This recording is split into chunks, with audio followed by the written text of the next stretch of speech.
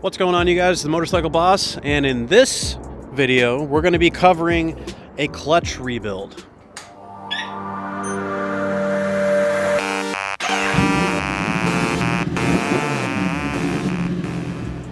Subscribers, welcome back, and if you're new here, my channel is based all around motorcycle mechanics and how to save money, so if any of that interests you, please feel free to subscribe, and if you think about it, the worst thing that'll happen is you might learn something in one of my videos that'll help you save some money. So with that being said, let's get into it.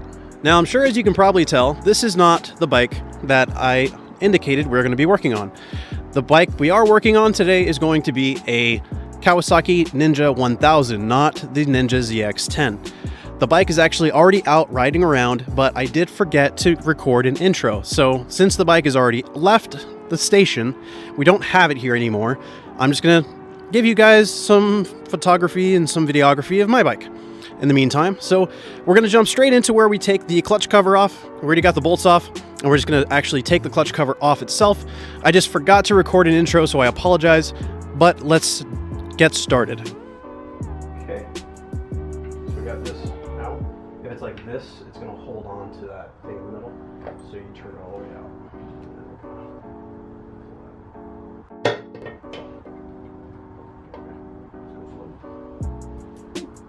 There's your clutch.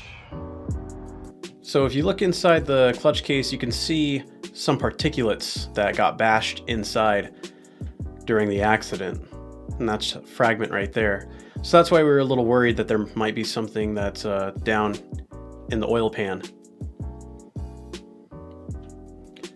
So we had neglected to get any of those needle bearings for the new clutch case. So we were in the process of bashing this one out, and we were just going to reuse them. Pound her out. You want to do it over there? I mean, I can do it right here. I just want to put like a towel there or something. So we're just grabbing the socket and a hammer. Oh, that's a good idea. So we're just stuffing a towel right here, so that way it'll catch it.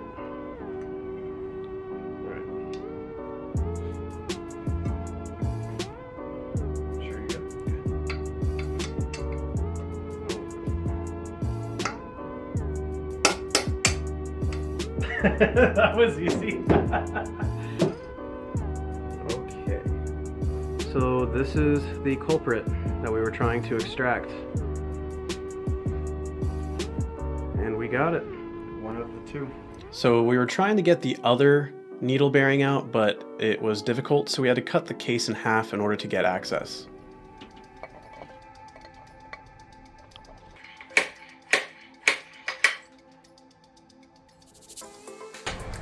Take two. 3.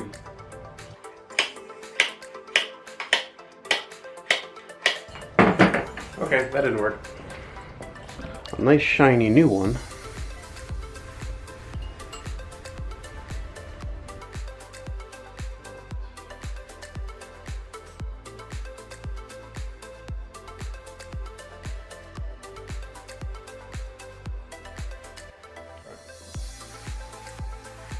Is it all in? Is it all in? Let's see it.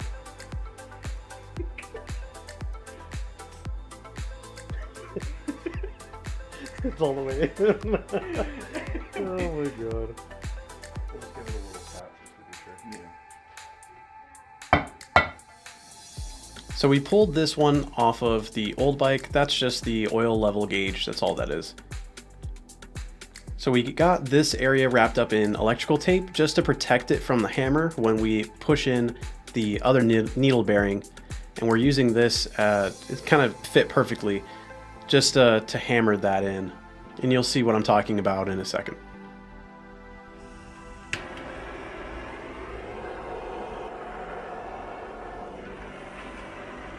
So we're going to grab the cold needle bearing and we're going to insert it in the heated up case.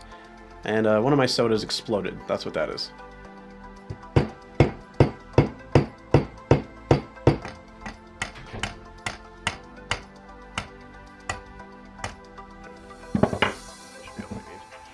So you can see the needle bearing is nice and pressed.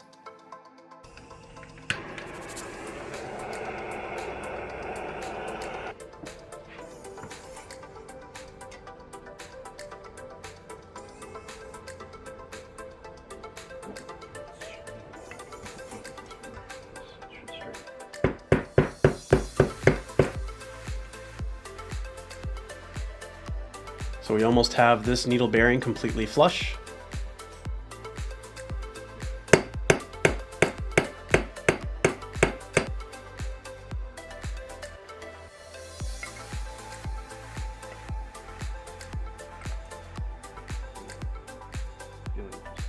So this is the oil seal for the needle bearing that we just installed, just to make sure that no leaks come out.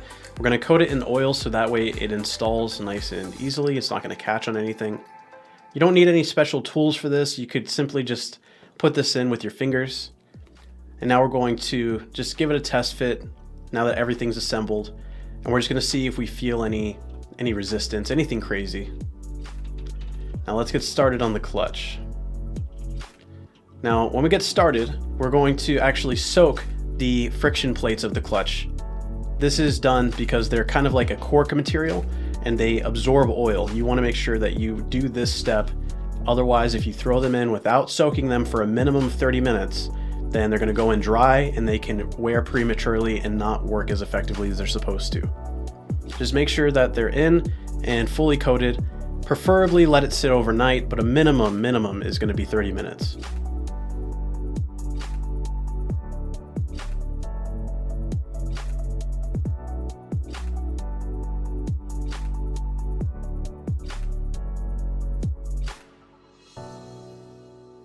So we're gonna take care of this ugly gasket surface. I got some 2000 grit sandpaper.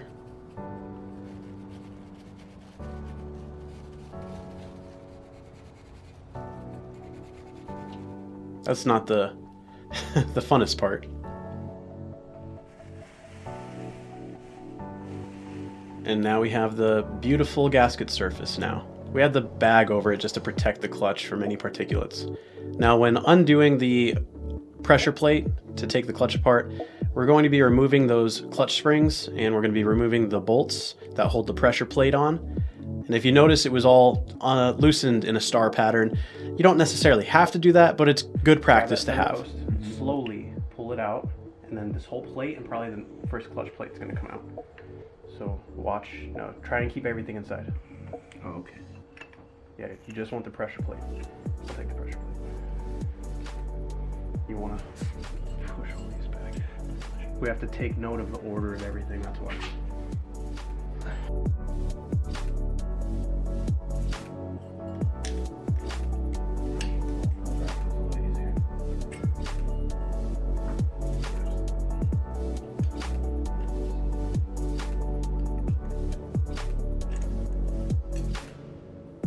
Now when you're pulling these off, you want to make sure that you take note of the orientation and the order that they came out. So we have our new clutch plates and the old clutch plates.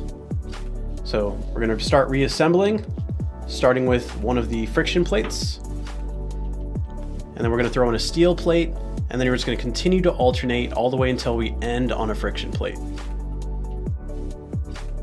Yep.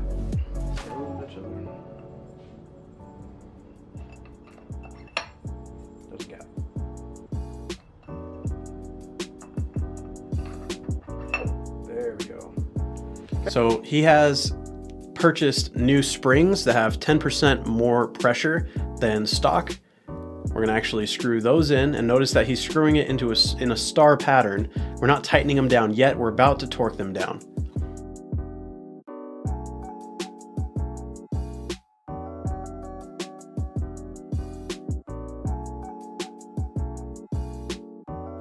So on each side of the case, you're going to have these little mating surfaces, and they are a little irregular. So you want to put some RTV silicone on there. I'm using Permatex blue. Link will be in the description so you guys can pick that up for yourself.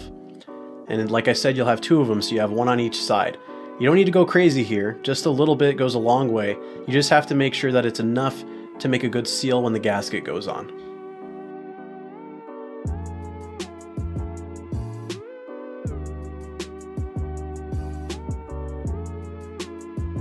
Now, as always, everything that I use in my videos will be linked in the description so you guys can pick some of the stuff up for yourself.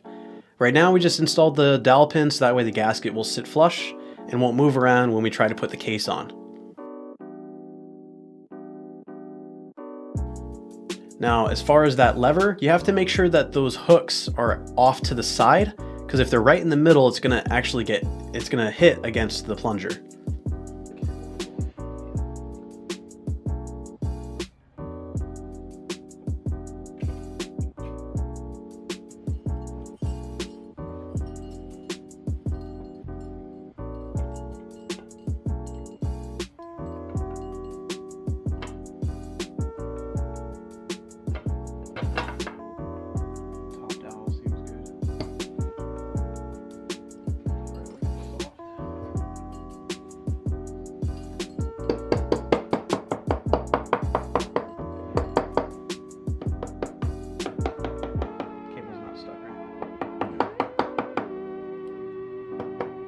Now we just throw the bolts in. So during this step, if they are sticking out the same distance, then you know they're all in the right spot. There may be some ones that are longer, some that are shorter. As long as they stick out the same distance, they belong in that spot.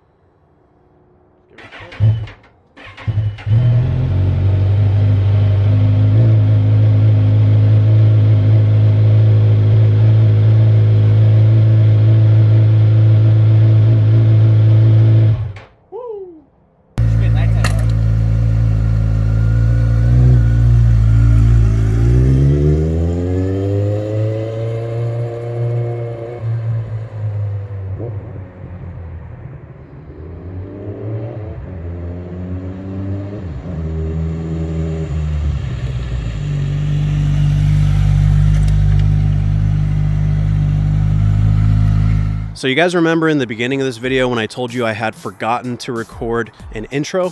Well, I also forgot to record an outro. So that's where this comes in. This is my bike. It's a 2011 Ninja ZX-10R.